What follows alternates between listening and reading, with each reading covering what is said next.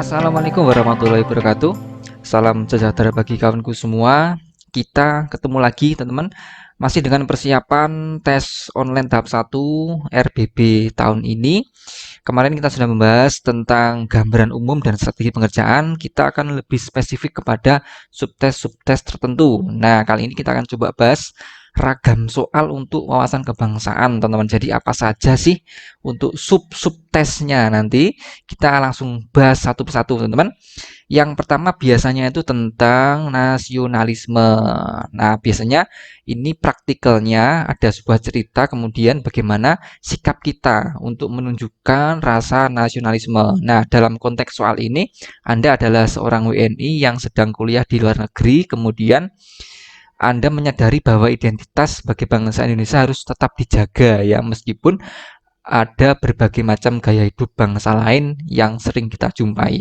Nah, teman, sebelum ke situ, apa sih nasionalisme itu, teman-teman? Di sini adalah mewujudkan kepentingan nasional ya, tapi tetap mempertahankan identitas nasional. Itu adalah pembeda dengan bangsa lain.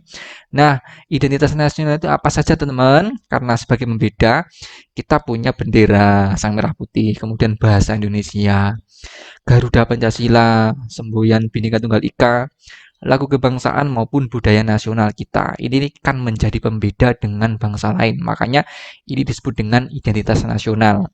Dari opsi yang diberikan, yang paling tepat itu adalah yang C, teman-teman ya. Karena di sini dia menunjukkan ya, menggunakan atribut aksesoris yang menunjukkan ciri khas. Nah, inilah menunjukkan identitas sebagai bangsa Indonesia seperti batik dan udeng iket. Nah, inilah termasuk budaya nasional, teman ya. Apalagi batik kan sudah dinobatkan menjadi kebudayaan nasional atau identitas nasional bangsa Indonesia. Ini paling tepat, teman ya. Yang A ini bagus tapi kurang tepat karena berbelanja di toko yang menyediakan produk impor ini belum menunjukkan identitas nasional ya. Bagus tapi hanya produk impor. Ya, kemudian yang B itu sesekali mengenalkan tokoh-tokoh terkenal yang berasal dari Indonesia kepada teman lainnya, ini juga belum menunjukkan identitas nasional ya. Yang D meminta keluarga di rumah untuk mengirimkan barang-barang asli dari Indonesia. Nah, ini juga sama dengan yang A ya, produk belum mencerminkan identitas nasional. Kalau ini negatif ya, hanya mau berkumpul dengan dan berteman sesama mahasiswa Indonesia, ini kurang tepat. Jadi clear yang C, teman-teman, menunjukkan adanya identitas nasional berupa budaya. Nomor dua, teman, biasanya itu temanya adalah bela negara ya. Temanya juga bersama untuk konteks soalnya, ada cerita atau ada sejarah peristiwa begitu, kemudian dikaitkan dengan konsep-konsep bela negara. Ini contohnya mengenang kembali peristiwa serangan umum. Dalam peristiwa bersejarah tersebut ada nama besar yakni Panglima Jenderal Sudirman ya. Kegigihannya untuk mempertahankan kemerdekaan tidak luntur ya meski sedang sakit. Dengan ditandu ia mengerahkan pasukannya untuk tetap berjuang, ikut bergerilya melawan penjajah yang menguasai Yogyakarta walaupun dirinya tidak bisa memimpin pasukannya secara langsung ya. Tapi dengan ketangkasannya ia salurkan melalui pemikiran dan motivasi untuk pasukannya. Nah, yang ditanyakan adalah nilai-nilai dasar bela negara apa yang dapat diteladani generasi muda sekarang, teman-teman, dari cerita Jenderal Sudirman ini. Nah, teman, sebelum ke situ ada indikator atau nilai bela negara ya. Nilai-nilai dasar bela negara itu ada 5 yang sejauh ini nanti biasanya bertambah nanti. Yang pertama, teman, setia pada Pancasila, ini sudah jelas ya, harus menggunakan ideologi Pancasila, kemudian rela berkorban untuk bangsa dan negara ya, ini lebih kepada membela kepentingan bangsa di atas pribadi, kemudian kesadaran berbangsa dan bernegara, membela kewajiban sebagai warga negara, cinta tanah air, biasanya membela wilayah dan produk negeri, dan ini memiliki kemampuan awal bela negara ya, membela kesehatan jasmani dan rohani untuk uh, dasar bela negara begitu. Jadi teman, ini nak sudah clear ya. Jadi jawabannya adalah yang A. Nilai yang muncul dari Panglima Besar Jenderal Sudirman itu punya kemampuan bela negara baik secara fisik ataupun psikis. Nah, di sini meskipun fisiknya tidak memadai, tapi psikisnya dia muncul, teman-teman ya. Psikisnya muncul berupa ketangkasan, kemudian melalui pemikiran maupun motivasi untuk pasukannya supaya tetap berjuang. Jadi di sini muncul adanya kemampuan bela negara secara psikis, teman ya. Fisiknya tidak sudah nggak memadai karena sakit tadi ya. Nah, kalau yakin kepada Pancasila ini belum teman ya, karena konteks ceritanya kurang cocok di situ ya. Yang C bukan termasuk nilai bela negara, yang D ini bagus cuman tidak sesuai konteks, yang E ini tidak termasuk dari nilai bela negara ya. Oke, jadi clear adalah yang A, munculnya aspek bela negara secara fisik ataupun psikis berdasarkan konteks cerita. Oke teman, lanjut nomor 3. Untuk subtes selanjutnya untuk TWK itu biasanya adalah munculnya integritas ya. Integritas dari cerita, dari tokoh begitu. Nah, teman, pertanyaannya adalah keteladanan yang dapat diambil sebagai nilai integritas yang tercermin dari tokoh Rohana Kudus adalah. Nah, di sini Rohana Kudus ini ditetapkan sebagai pahlawan nasional tahun 2019. Jadi wanita yang lahir pada tahun 1884 di Sumatera Barat ini seorang jurnalis teman-teman ternyata ya yang menaruh perhatiannya kepada dunia pendidikan bagi wanita. Rohana menunjukkan kecintaannya dengan mendirikan sekolah kerajinan ternyata Amestia di Kota Gadang. Kemudian sekolah keterampilan khusus ini diperuntukkan bagi perempuan. Mereka diajar baca tulis, mengelola keuangan, agama, budi pekerti, dan bahasa Belanda. Nah, teman, sebelum kita menentukan apa itu integritasnya, kita cek dulu. Ini sudah sangat sering saya berikan teman ya, karena ya setiap TWK isinya ini terus ya. Di teman ada 9 nilai integritas ya. Nilai integritas inti itu ada 3, jujur, tanggung jawab, dan disiplin. Etos kerja itu ada mandiri, kerja keras, dan sederhana. Integritas sikap itu ada berani, adil, dan peduli. Nah, dari sini clear teman ya. Dari kotak ini saya ngasih beberapa clue-clue ya. Nah, kalau jujur itu intinya ada lurus hati ya.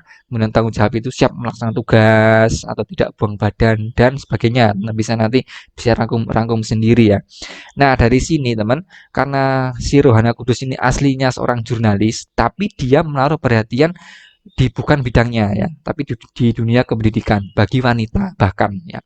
Maka ini lebih kepada aspek peduli teman ya, mengindahkan, memperhatikan atau menghiraukan orang lain ya, atau menghiraukan bidang lain yang bukan bidangnya. Nah, jadi ini jelas muncul integritas peduli teman ya. Nah, ya, yang harusnya dia bergerak bekerja di jurnalis tapi dia peduli dengan aspek pendidikan untuk wanita. Nah, clear teman ya.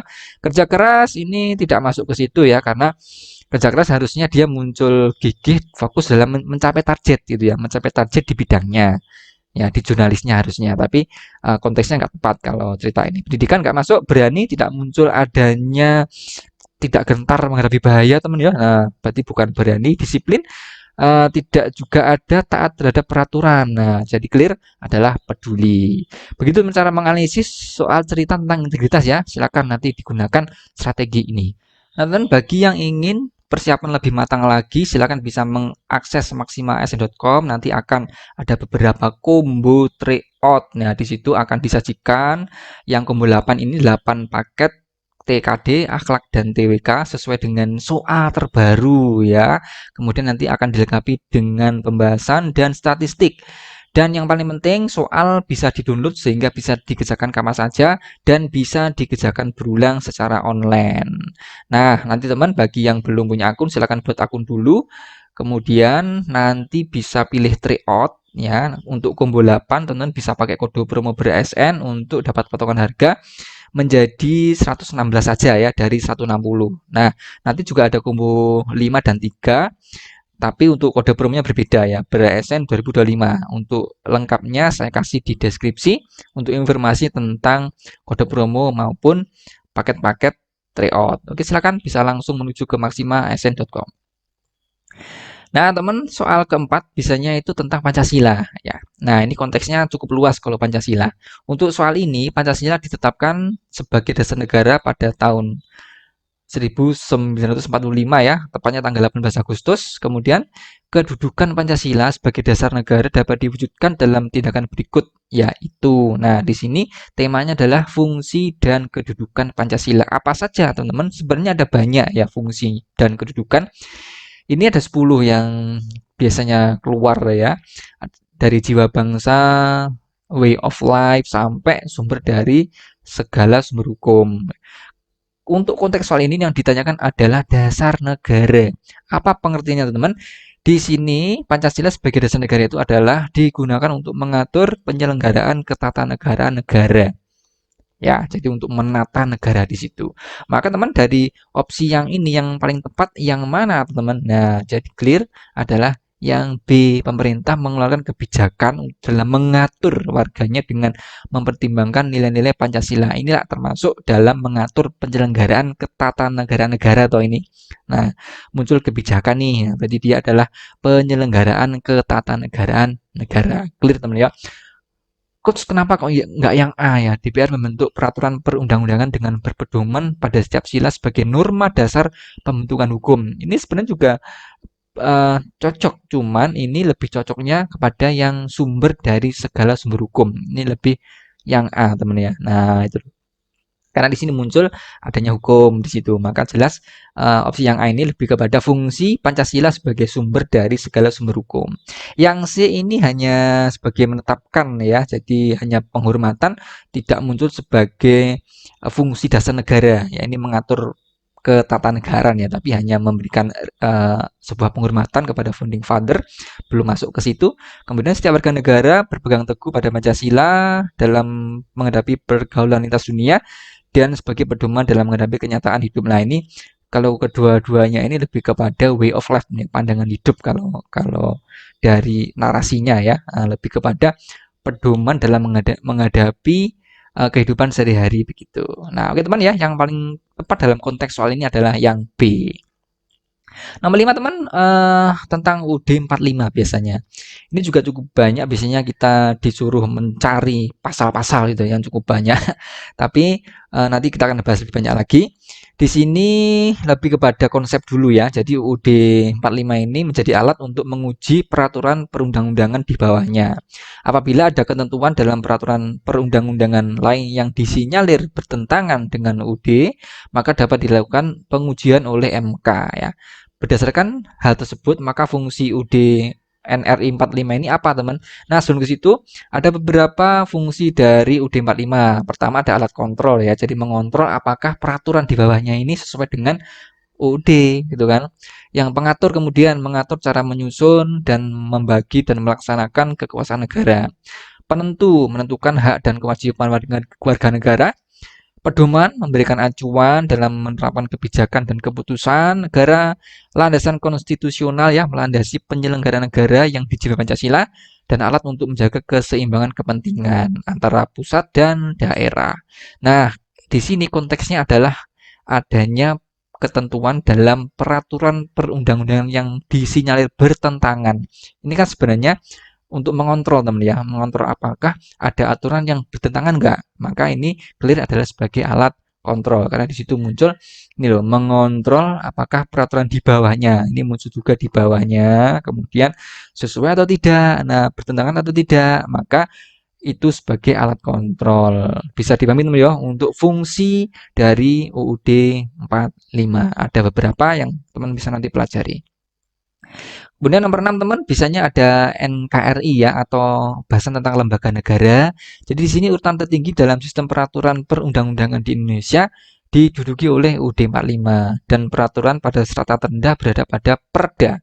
Apabila terjadi sengketa peraturan di antara undang-undang terhadap Undang-Undang Dasar Negara 45, maka lembaga yang berwenang untuk melakukan judicial review adalah, nah ini teman, apa sih sebenarnya konteks soal ini? Ini lebih kepada fungsi dari MK teman. Jadi yang berhak melakukan judicial review terhadap sengketa peraturan itu adalah MK, Mahkamah Konstitusi teman-teman ya. Ini sudah paling pucuk sebenarnya. Nah, saya kasih berapa wewenang MK yang sudah valid ini adalah menguji undang-undang terhadap UUD 45 teman. Nah, memutus sengketa kewenangan lembaga negara yang kewenangannya diberikan oleh UUD, memutus pembubaran partai politik, dan memutus perselisihan tentang hasil pemungutan suara dalam pemilu. Nah, judicial review itu adalah uji hak materi teman ya.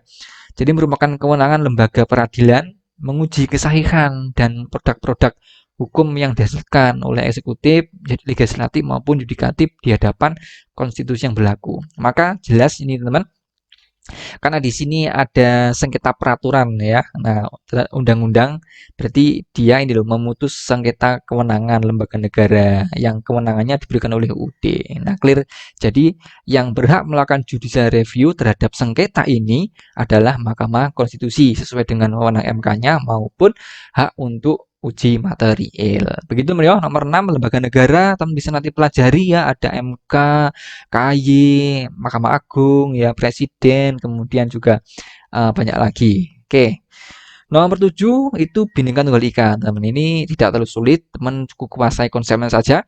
Membina persatuan dan kesatuan dihubungkan dengan semboyan Bhinneka Tunggal Ika mengandung makna bahwa, nah ini teman, sekarang nggak sulit. Bhinneka Tunggal Ika itu adalah menggambarkan konsep adanya keberagaman, bisa suku, agama, ras, dan budaya, tapi tetap menjadi satu kesatuan yang tidak terpisahkan ya. Jadi keberagaman itu diakui, dihargai dan disatukan dalam semangat persatuan. Jadi meskipun beragam tapi tetap bersatu.